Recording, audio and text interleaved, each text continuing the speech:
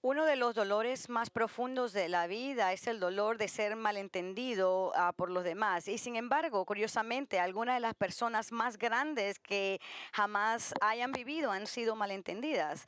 Reconociendo cómo algunas de las personas más exitosas de la historia fueron malentendidas algún momento de sus vidas, fue Ralph Waldo Emerson, el ensayista y filósofo estadounidense, quien una vez comentó: el ser grande es el ser malentendido. Bueno, si el ser malentendido es una marca de grandeza, entonces el apóstol Pablo tendría que ser considerado uno de los hombres más grandes que haya existido, porque ningún líder cristiano ha sido más malentendido, al igual que Pablo fue.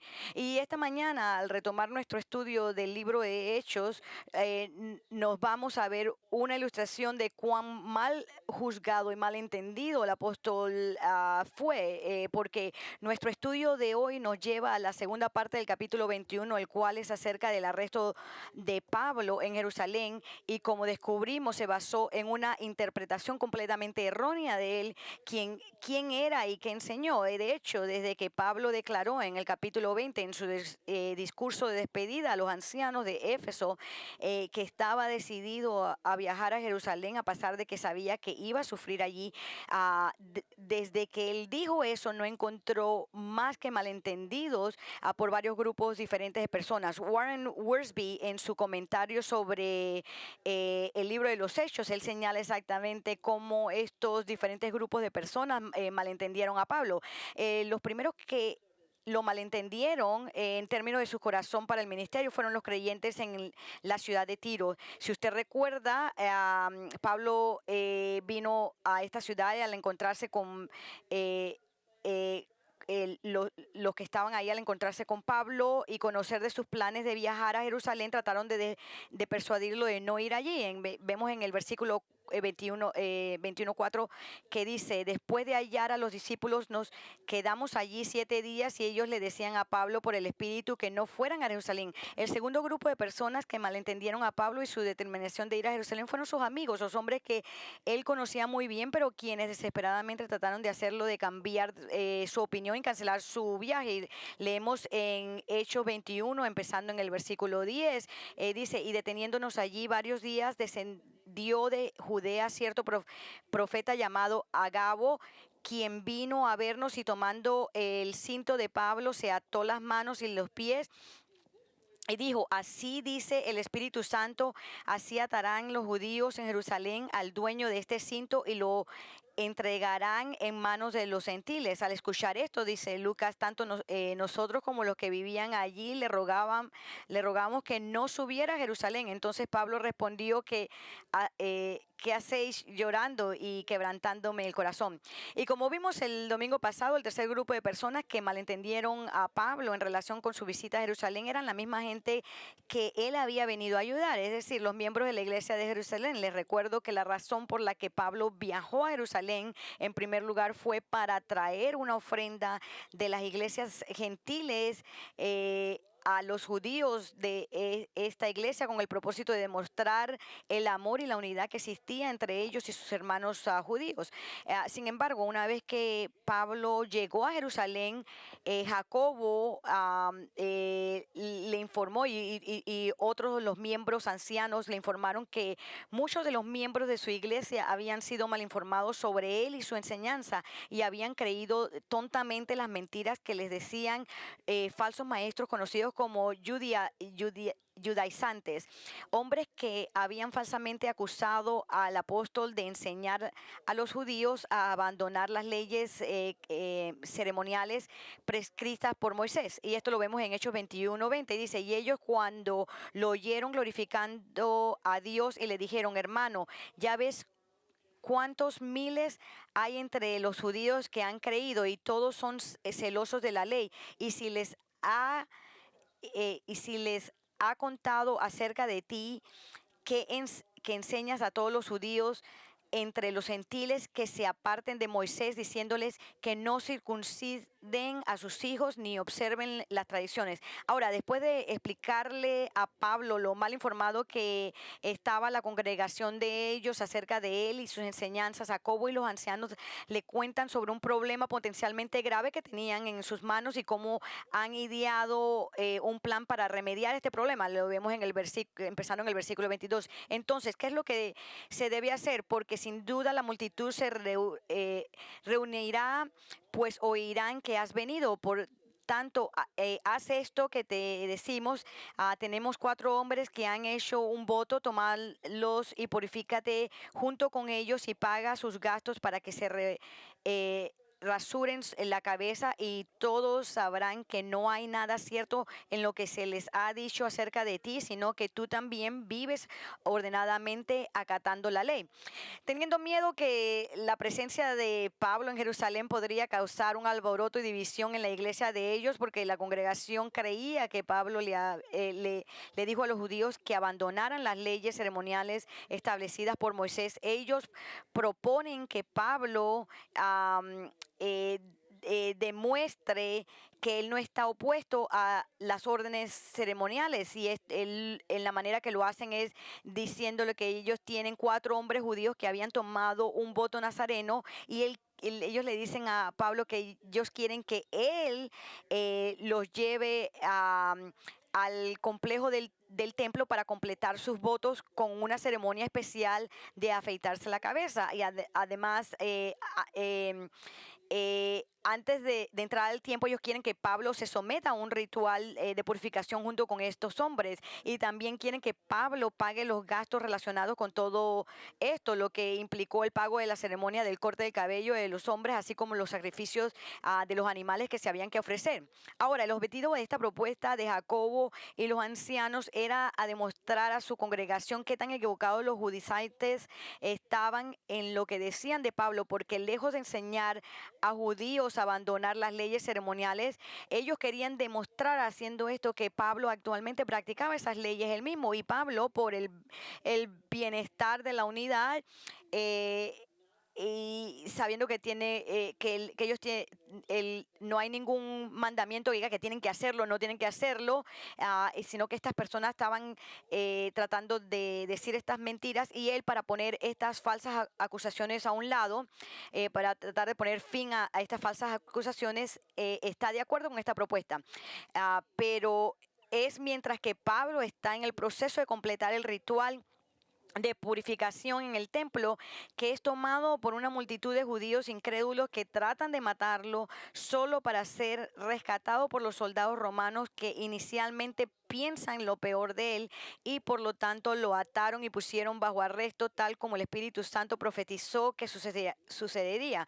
Ahora, antes de entrar en nuestro estudio sobre el arresto de Pablo en Jerusalén, necesitamos entender un par de cosas que mejoran nuestra comprensión de estos versículos. Primero, es importante entender que este pasaje no es simplemente una historia interesante y dramática del arresto de Pablo. Bueno, claro que es interesante y es dramática, pero verán, Lucas, el escritor inspirado de Hechos, no da historias interesantes por el hecho de dar historias interesantes.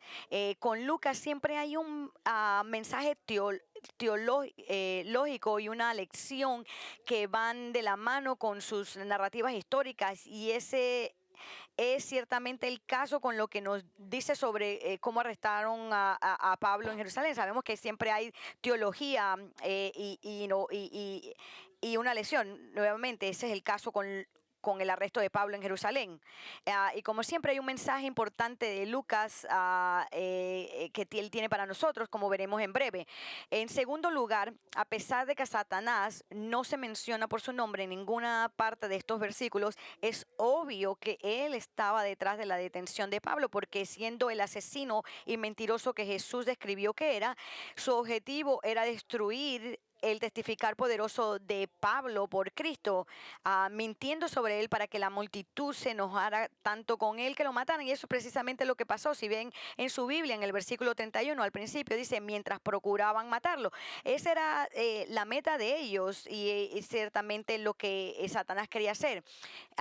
Pero Dios no permitió que Pablo fuera asesinado aquí. En lugar de eso, él usó los soldados romanos para rescatarlo. Sin embargo, a pesar del fracaso de Satanás de poner a Pablo a muerte, lo que descubrimos en este pasaje es la actividad del maligno.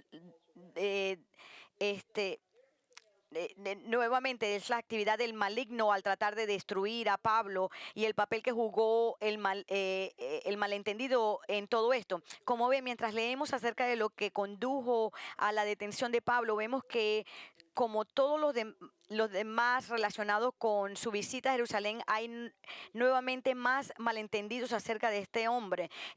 Y esto es lo que se hace que estos malentendidos y estos ataques a Pablo sean tan significativos y relevantes para nosotros. Y es porque las mismas cosas por las que Pablo había sido malentendido y de las que había sido acusado falsamente, esas son algunas de las mismas cosas que nosotros como creyentes todavía estamos siendo malentendidos y de las que estamos siendo erróneamente acusados. Por lo tanto, lejos de ser simplemente una remota lección de historia para nosotros, la historia del arresto de Pablo es muy práctica y útil porque nos revela algunas de las trampas de Satanás en levantar falsas acusaciones contra el pueblo de Dios, acusaciones que tenemos que tener en cuenta porque es muy probable que en algún momento usted sea el objetivo de estas mismas acusaciones. Y así, con esto como nuestro fondo, ahora estamos listos para entrar en nuestro texto y descubrir cómo Satanás trató de silenciar a Pablo mediante el uso de información errónea y malentendido contra él. A Lucas contarnos la historia del arresto de Pablo, él revela tres maneras en las que Satanás trató de destruir a Pablo, siendo la primera con mentiras difamatorias contra él. En Hechos 21-27 dice, cuando estaban para cumplirse los 7 días, los judíos de Asia, al verlo en el templo, comenzaron a incitar a todo el pueblo y le echaron mano, gritando, israelitas, ayudadnos. Este es el hombre que enseña a todos por todas partes contra nuestro pueblo la ley y este lugar. Además, incluso ha traído griegos al templo y ha profamado este lugar santo, pues anteriormente habían visto a Trófimo, el efesio, con él en la ciudad y pensaban que Pablo lo había traído al templo. Ahora, mientras que Lucas continúa contándonos la historia de la visita de Pablo a Jerusalén, él nos dice que después de los 7 días del ritual de purificación, de la contaminación que ya casi había terminado, un ritual que tuvo lugar en el templo, Pablo fue descubierto por algunos de sus antiguos enemigos judíos incrédulos de Asia que estaba en Jerusalén celebrando la fiesta de Pentecostés. Pablo nos dice que él estaba apurándose para llegar ahí antes de la fiesta de Pentecostés y parece que él llegó a tiempo. Y vemos que estos judíos de la provincia de Asia estaban ahí. Ahora es muy probable que estas personas judías fueran de la ciudad de Éfeso, porque sabemos que es la capital de la provincia de Asia, porque lo vemos en el versículo 29 que nos dice que reconocieron al amigo gentil de Pablo, Trófimo, que era de Éfeso. Y si este es el caso, entonces estas son las mismas personas que odiaron a Pablo y despreciaron su mensaje del evangelio durante su tiempo de 3 años de enseñanzas en Éfeso. Y eso que vemos en Hechos 19:8-9. Dice, entró Pablo en la sinagoga y por 3 meses continuó hablando dadamente, discutiendo y persuadiéndoles acerca del reino de Dios. Pero cuando algunos se endurecieron y se volvieron desobedientes, hablando mal del camino ante de la multitud, Pablo se apartó de ellos, llevándose a los discípulos, y discutía diariamente en la escuela de Tirano. De hecho, estas personas judías eran tan antagonistas en contra de Pablo que en su discurso de despedida a los ancianos de Éfeso, el apóstol declara que estas personas judías fueron una fuente constante de pruebas para él durante su tiempo en Éfeso, durante los 3 años. Lo leemos en Hechos 20:18-19. Dice, vosotros bien sabéis cómo he sido con vosotros todo el tiempo desde el primer día que estuve en Asia, sirviendo al Señor con toda humildad y con lágrimas y con pruebas que vinieron sobre mí por causa de las intrigas de los judíos. Y ahora, al ver adversario Pablo en el templo, estas personas judías de Efeso lo agarraron y comenzaron a agitar a la multitud de adoradores pidiéndoles que acudieran en la ayuda de ellos para someter a este hombre, porque él es, ellos dijeron, el que predica en todas partes contra nuestro pueblo, contra la ley de Moisés y contra el templo. Ahora, fíjense, ellos hacen 3 acusaciones contra Pablo y cada una de estas 3 acusaciones nuevamente eran falsas, absolutamente falsas. Primero, ellos declaran que él estaba en contra de nuestro pueblo, lo que significa que estaba acusando a Pablo de ser antijudío, lo que nosotros llamamos, ¿verdad? Alguien que es un enemigo del pueblo judío, you know, alguien que odiaba a los judíos. Y ellos sin duda pensaron de esa manera porque creían que él, que al enseñar al pueblo judío que no tenían que obedecer la ley mosaica para la salvación, que de alguna manera esto convirtió a Pablo en un enemigo del pueblo judío, pero eso era completamente falso. La verdad del asunto es que Pablo amaba al pueblo judío tanto, a tal punto, que aunque ellos decían de estas cosas de él dice en Romanos 9, él declara que estaba dispuesto a ser enviado al infierno si eso resultaba en la salvación del pueblo judío. Lo vemos en Romanos 9, 1, digo, y él tuvo que decir eso, digo la verdad en Cristo, porque esta gente le estaba diciendo, nadie puede decir esto. Él le dice, no, digo la verdad en Cristo, no miento, dándome testimonio mi conciencia en el Espíritu Santo de que tengo gran tristeza y continuo dolor en mi corazón, porque desearía yo mismo ser anatema, separado de Cristo por amor a mis hermanos, mis parientes según la carne. No hay manera de que alguien pueda, aparte de Cristo, ser juzgado por otra persona, pero Pablo está diciendo que él hubiera preferido ir al infierno en lugar de estas personas si eso resultaría en la salvación de ellos. ¿Qué hombre haría eso? Alguien que realmente los ama. Ahora, en segundo lugar, acusaron a Pablo de predicar contra la ley, sin duda la misma acusación que los judaizantes hicieron contra él, de que enseñó al pueblo judío a abandonar las leyes ceremoniales. Ahora, obviamente esto era una acusación falsa, puesto que la razón precisa por la que Pablo estaba en el templo era para obedecer la ley ceremonial de ritual de purificación, y él nunca enseñó de que ellos nunca pudieran obedecerla. Él lo puso simplemente en una categoría diferente que no era necesaria ahora para salvación. Y la tercera acusación que hizo que se hizo contra Pablo fue que predicaba contra el templo, sin duda porque Pablo no reverenciaba este lugar como la única ubicación de la morada de Dios en la tierra, y seguía insistiendo en que Dios ahora habita en aquellos que depositan su confianza en Cristo para salvación. Pero para sustanciar su acusación de Pablo, que estaba en contra del templo, afirman que llevó a un gentil griego a una área del templo donde los gentiles estaban prohibidos, y al hacerlo profanó el templo.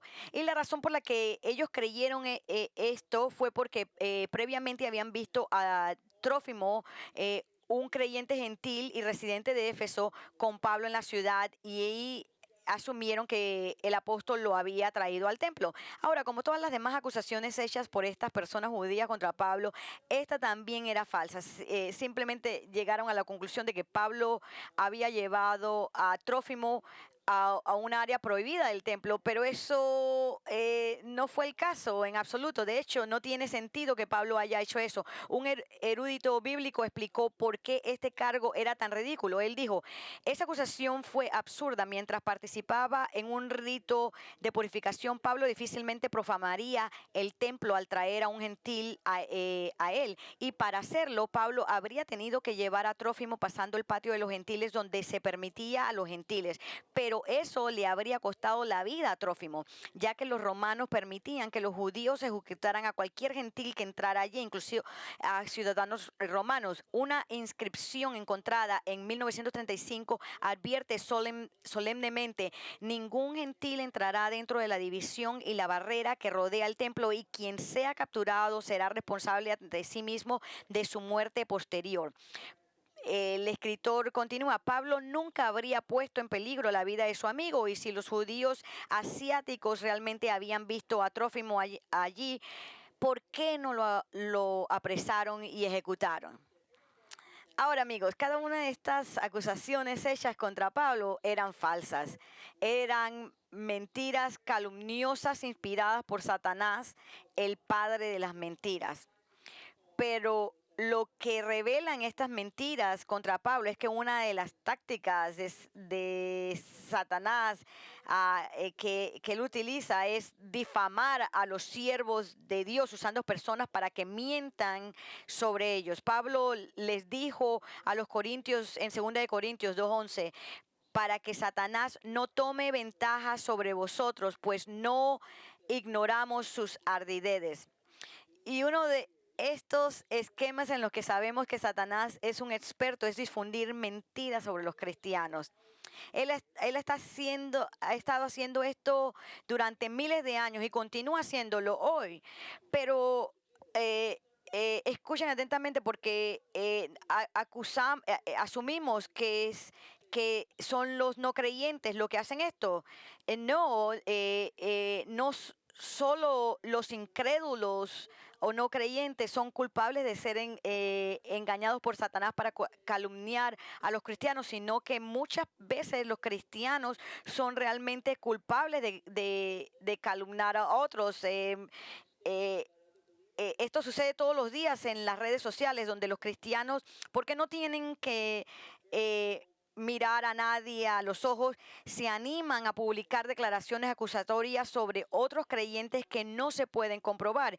Y lamentablemente la comunidad cristiana lee estas mentiras calumniosas sin fundamento y tienden a creerlas a pesar de que son falsas y completamente infundadas.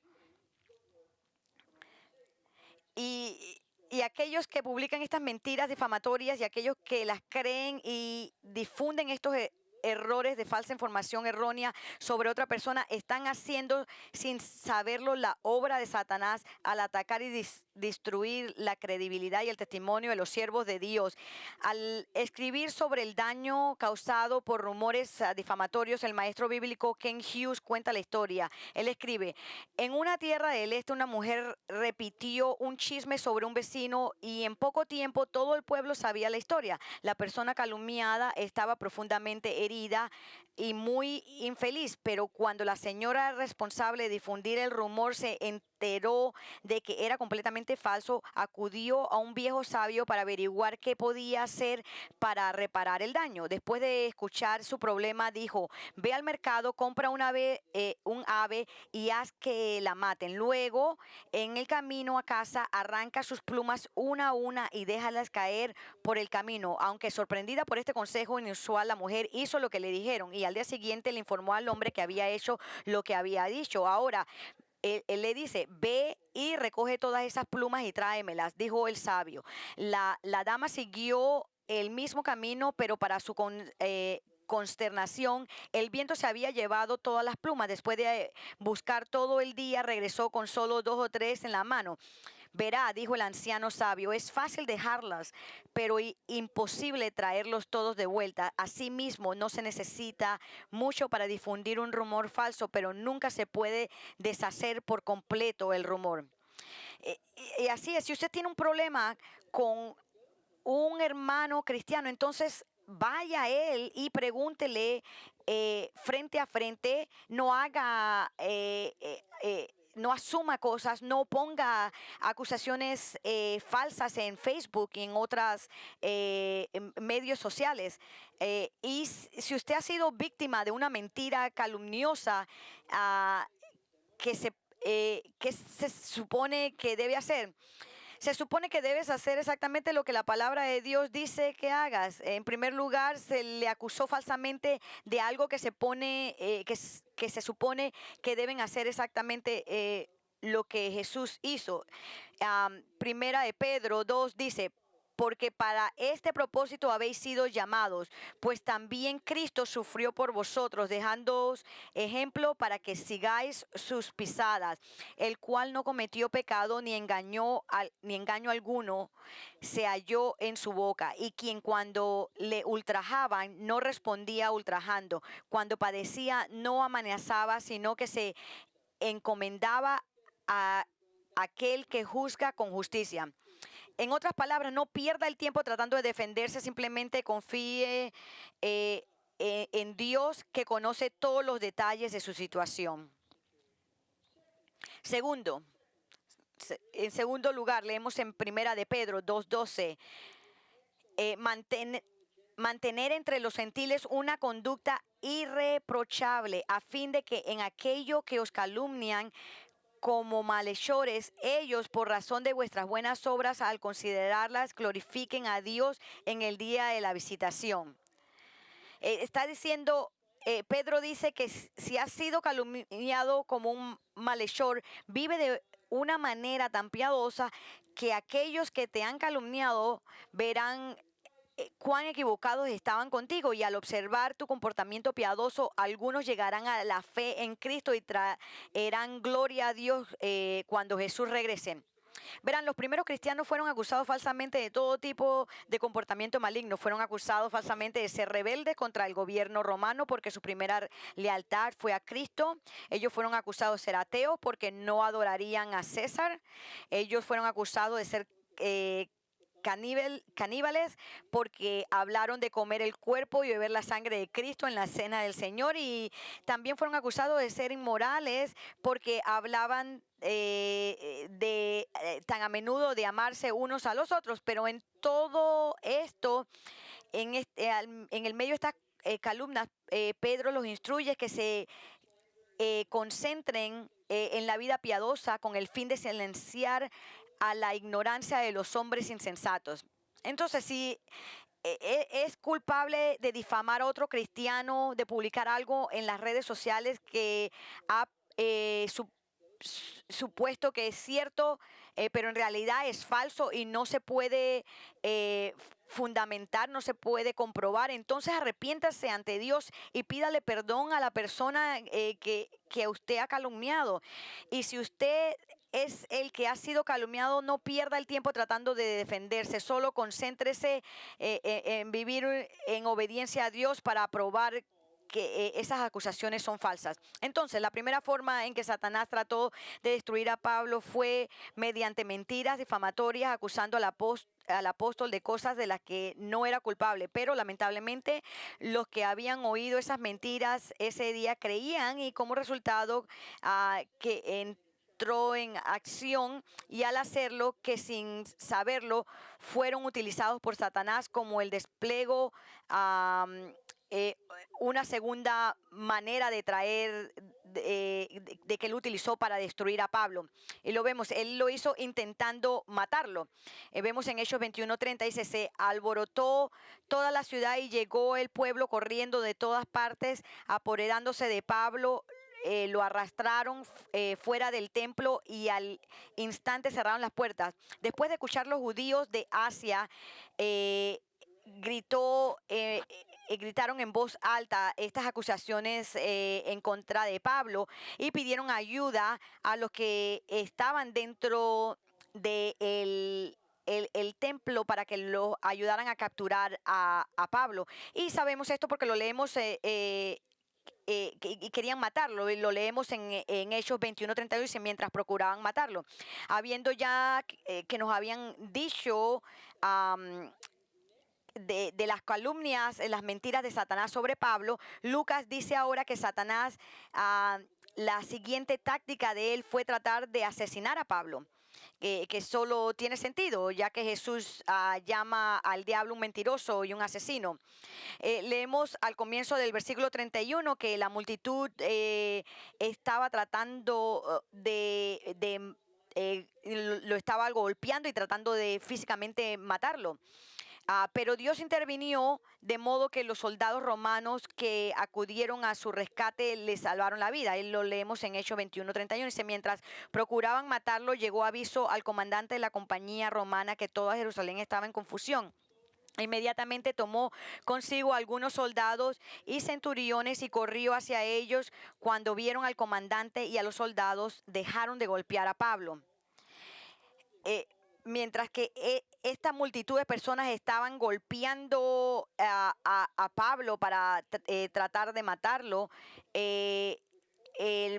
vemos que los soldados romanos que estaban estacionados en la fortaleza de Antonio, que daba al complejo del templo, ellos vieron lo que estaba pasando y el comandante se llevó con él algunos soldados y varios centuriones, y corriendo hacia el lugar donde estaba, procedieron a ver qué es lo que estaba sucediendo con el motín, y ellos y la gente de inmediato dejaron de golpear a Pablo. ¿Por qué? Porque si ellos hubieran continuado, ellos hubieran sido los que hubieran sido arrestados. Ahora, más adelante en Hechos 23, 26, aprendemos que el nombre de este oficial al mando de este tribuno militar era Claudio Lisias. Y cuando el gobernador de esta ciudad no estaba en Jerusalén, él se convirtió en el oficial romano de más alto rango en la ciudad. Y su trabajo era de mantener el orden en la ciudad. Por eso es que leemos que él llevó consigo soldados y centuriones para aplastar el motín, para abolirlo. Ahora, el hecho de que Lisias se llevó 2 centuriones parecería indicar que tenía 200 soldados con él, porque centurión eran 100 soldados. Y juntos, todos estos soldados se apresuraron hacia donde estaba la multitud, y vemos que con eso, que la multitud que estaba golpeando a Pablo, tratando de matarlo con sus propias manos, y ellos lo rescataron. Entonces, ¿qué aprendemos de esto? Bueno, aprendemos que Satanás, quien por naturaleza es un asesino, tiene como objetivo el asesinato de Pablo. Quería silenciar a Pablo y eliminarlo como embajador de Cristo, por lo que buscó el matarlo. Ahora, el diablo usa a la gente y la persecución para llevar a cabo sus asesinatos. Pero la Biblia nos declara, nos hace claramente que cuando muere un creyente a las manos de antagonistas, perseguidores, que es Satanás quien está detrás de estos asesinatos. Y esto lo vemos. Satanás siempre está detrás de esto. Vemos esto claramente en Lucas 22, donde leemos que detrás del el complot de los sanadrines que arrestaron a Jesús y que querían darle muerte, estaba Satanás. En Lucas 22, 1 y 6 dice, se acercaba la fiesta de los panes sin levadura, llamada la Pascua, y los principales sacerdotes y los escribas buscaron cómo dar muerte a Jesús, pues temían al pueblo. Y miren lo que dice aquí: entonces Satanás entró en Judas, llamado Iscariote, que pertenecía al número de los 12, y él fue y discutió con los principales sacerdotes y con los oficiales sobre cómo se le entregaría. Ellos se alegraron y convinieron en darle dinero. Él aceptó y buscaba una oportunidad para entregarle sin hacer un escándalo. Lo que leemos aquí es que Satanás entró y poseyó a Judas con el propósito de tratar este complot en contra de Jesús, para arrestarlo en privado y así llevar a su ejecución. Pero esto no significa que el diablo tenga poderes ilimitados para matar a quien él quiera matar. Sí, él puede tomar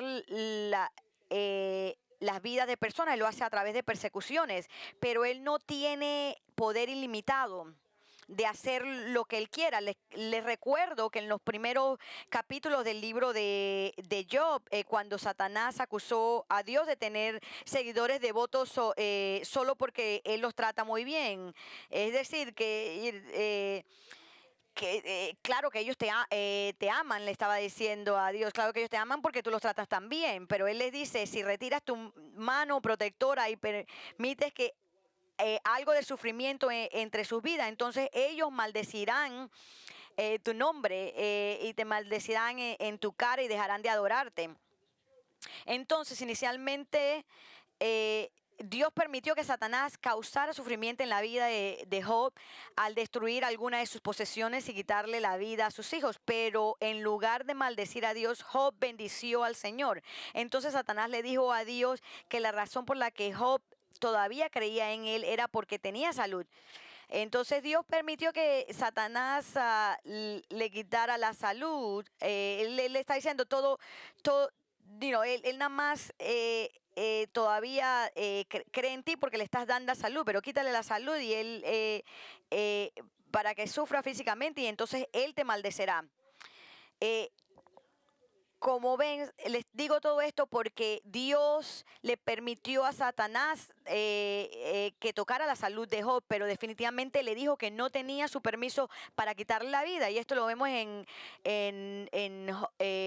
Job 2:4. Dice, respondió Satanás al Señor y dijo, piel por piel, sí, todo lo que el hombre tiene dará por su vida. Sin embargo, extiende ahora tu mano y toca su hueso y su carne. Verás si no te maldice en tu misma cara. Y el Señor dijo a Satanás, he aquí, él está en tu mano, pero guarda su vida.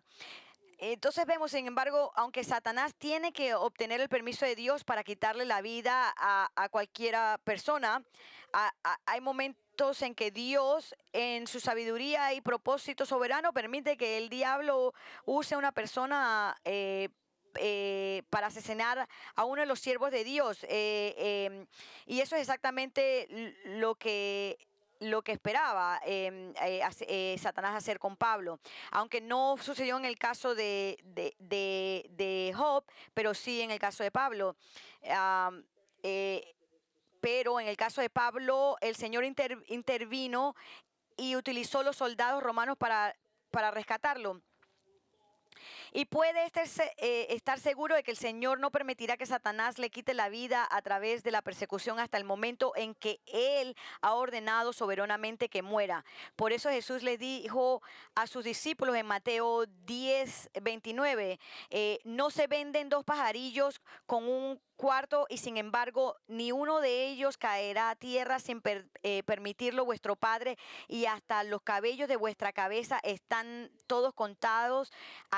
Así que no temáis, vosotros valéis más que muchos pajarillos. El Señor dijo que no debemos tener miedo de morir, porque nadie puede quitarle la vida sin la voluntad soberana de Dios. Incluso los gorriones insignificantes no pueden morir sin su conocimiento y control, y somos mucho más valiosos para Dios que los gorriones porque somos sus hijos y Él es nuestro Padre, por lo que tenemos nada que temer o preocuparnos. Ahora, hasta ahora Lucas nos ha hablado de dos formas en que Satanás trató de destruir a Pablo y su testimonio de Cristo. Primero, usando mentiras difamatorias para levantar una turba enojada de la multitud y fuera de control, para arrestarlo en el templo, y luego en segundo lugar poniendo en los corazones de esta multitud fránica el deseo de matar a Pablo, golpeándolo hasta la muerte. Ahora, la tercera y última forma en que Satanás trató de eliminar a Pablo fue representando a Pablo como un enemigo del gobierno. Vemos en Hechos 21:33, entonces el comandante llegó y lo prendió y ordenó que lo ataran con dos cadenas y preguntaba quién era y qué había hecho, pero entre la muchedumbre unos gritaban una cosa y otros otra, y como él no pudo averiguar con certeza los hechos debido al tumulto, ordenó que lo llevaran al cuartel. Al llegar a la escena de este disturbio, lo primero que el comandante romano hizo fue tratar de agarrar a Pablo para protegerlo de entre la multitud enojada, y luego él, el comandante y sus soldados se reunieron. Al reunirse con el apóstol Pablo, le pusieron dos cadenas, y desde este punto en adelante, hasta el cierre del libro de los Hechos, Pablo será un prisionero romano. Y esto es exactamente lo que el Espíritu Santo predijo que le pasaría a Pablo en Jerusalén, porque él no podía descubrir, el comandante no podía descubrir quién era Pablo. Él estaba preguntando y unos decían una cosa y otros decían otra cosa, así que no podía llegar. Eh, y vemos que y vemos que Lucas nos dice después, cuando llegó a las gradas, sucedió que los soldados tuvieron que cargarlo por causa de la violencia de la turba, porque la multitud del pueblo lo seguía gritando, muera. Mientras los soldados llevaban a Pablo al cuartel, tuvieron que levantarlo y cargarlo para protegerlo de la multitud enojada que todavía estaban decididos a a llevar a Pablo a muerte, hacer tanta violencia como pudieran. De modo que siguieron a los soldados todo el tiempo gritando fuera con él, es decir, que lo mataran.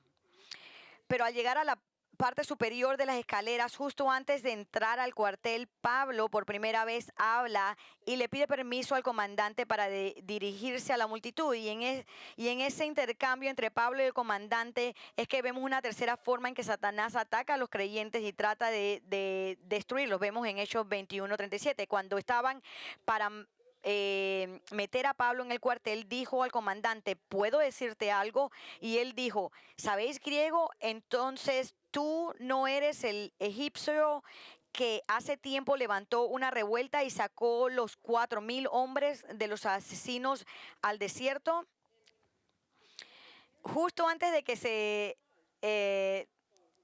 suponiera que debían de entrar al cuartel de la fortaleza de Antonio, Pablo pide al comandante que le dé permiso para hablar con él. Y sorprende él al comandante al hablar en griego. Porque generalmente los criminales no hablaban en griego. Eh, y ellos tenían, había el comandante había asumido que Pablo era un criminal de Egipto, un hombre que algunos años antes había encabezado una revuelta de 4,000 hombres contra Jerusalén. Ahora, este egipcio era un hombre infame porque era responsable de matar a muchos judíos, pero hasta este punto había escapado de ser atrapado y castigado. Y el comandante pensaba que Pablo era este egipcio y que finalmente lo habían detenido. Ellos habían agarrado un gran enemigo del Estado. Y John MacArthur, en su comentario sobre Hechos, explica un poco sobre este egipcio y por qué las autoridades romanas lo buscaban tanto. Él describe, el egipcio era un falso profeta que unos años antes llevó a un grupo de sus seguidores al Monte de los Olivos. Proclamó que los muros de Jerusalén caerían bajo sus órdenes y que los romanos serían expulsados. Sin embargo, antes de que esa profecía pudiera cumplirse, las tropas romanas dirigidas por el gobernador Félix llegaron a la escena, atacaron al egipcio y sus seguidores y los derrotaron. Varios cientos fueron asesinados y capturados y el resto, incluso el egipcio, desapareció. Ahora, observen que en el versículo 38 que Lucas identifica a los hombres que este terrorista egipcio dirigió eran conocidos como los asesinos y ellos fueron llamados así porque su técnica de ataque era el mezclarse entre la multitud y cuando nadie lo sospechaba, ellos apuñalaban a las víctimas a muerte, asesinando tanto romanos como los judíos. Y ellos mataron a muchos, fueron responsables de haber matado a muchos romanos. Y el comandante había asumido que Pablo era este Egipto. Pero Pablo inmediatamente lo corrige. Vemos en el versículo 39 al 40, Pablo respondió, yo soy judío de Tarso de Cilicia, ciudadano de una ciudad no sin importancia. Te suplico que me permitas hablar al pueblo. Cuando le dieron permiso, Pablo se para en las escaleras y él empieza hablando en el idioma hebreo a la gente. Eh, y Pablo explica que él no era el terrorista egipcio que el comandante asumió que él era, sino que era un judío de la ciudad de Tarso en la provincia de Cilicia, que era una ciudad importante, muy importante, conocida por su cultura y educación debido a una gran universidad que está ubicada ahí. Y habiendo establecido que él no era el egipcio ni un asesino, Pablo le ruega al comandante que le permita el hablar a la gente, lo cual él le concedió, el comandante le concedió y él le habla a la multitud que le quería matar. Y lo que quiero que vean que cuando, cuando, cuando el comandante escuchó esto,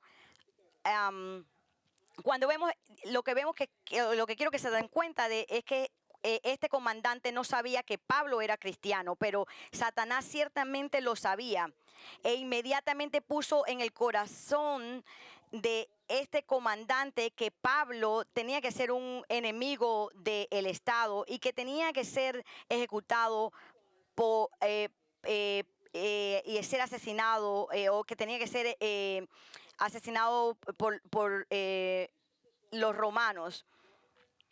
Verán, una de las mentiras que Satanás propaga sobre los creyentes en Cristo es que somos una amenaza para los gobiernos que nos gobiernan. Y él usa esta mentira para aumentar la persecución contra los cristianos sancionados por el gobierno. Es por eso que tantos cristianos han sufrido y continúan sufriendo a manos de sus gobiernos porque creen la mentira de que nosotros como creyentes somos una amenaza para ellos. Es por eso que en el Nuevo Testamento ordena a los cristianos que sean los mejores ciudadanos que podamos ser, sometiéndonos a los gobiernos que nos gobiernan. En Romanos 13:1 dice: sométase toda persona a las autoridades que gobiernan, porque no hay autoridad sino de Dios, y las que existen por Dios son constituidas. Por consiguiente, el que resiste a la autoridad, a lo ordenado por Dios, se ha opuesto, y los que se han opuesto sobre sí recibirán condenación, porque los gobernantes no son motivo de temor para los que de buena conducta, sino para el que hace el mal. Deseas, pues, no temer a la autoridad, haz lo bueno y tendrás elogios de ellos, pues es para ti un ministro de Dios para bien. Pero si haces lo mal, teme, porque no en vano lleva la espada, pues ministro es de Dios, un vengador que castiga al que practica lo malo. Por tanto, es necesario someterse no solo por razón del castigo, sino también por causa de la conciencia, pues por esto también pagáis impuestos, porque los gobernantes son servidores de Dios dedicados precisamente a esto: pagar a todos lo que debéis, al que impuesto, al que tributo, al que temor, al que honor. Pablo es muy claro: los gobiernos han sido establecidos por Dios para proteger a aquellos que hacen el bien manteniendo sus leyes y castigar a los que hacen el mal rompiendo sus legislaciones.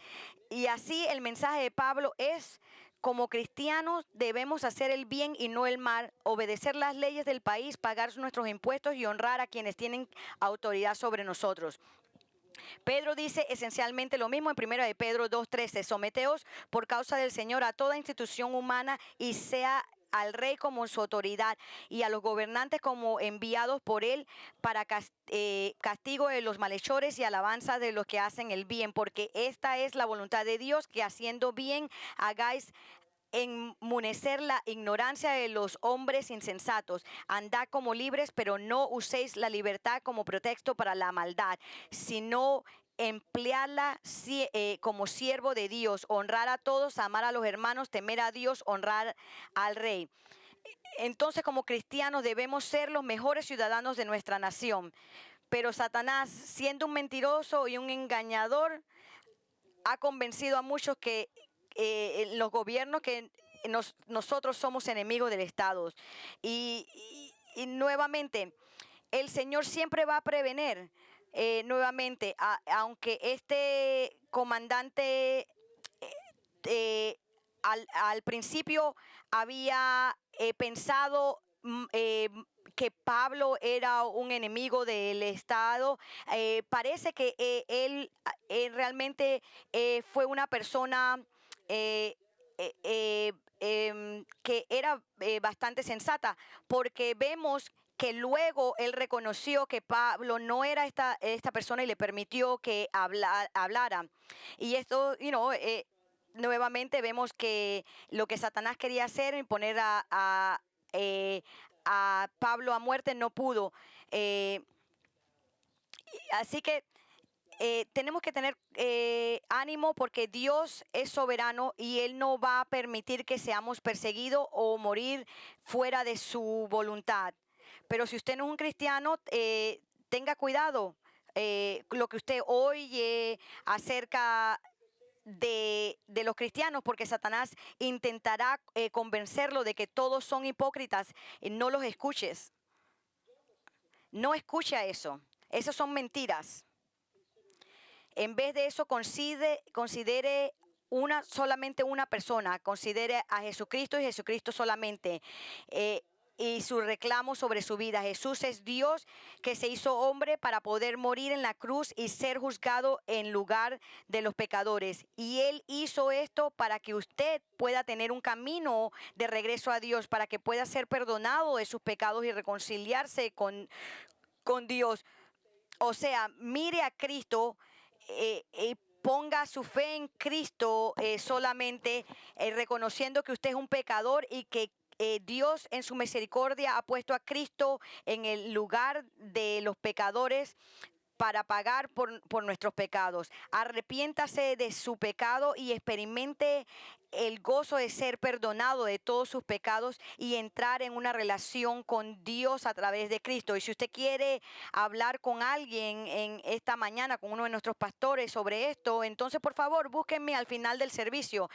Aquellos que son ancianos aquí, por favor vengan adelante para poder hablar con cualquier persona que quieran hablar con ustedes.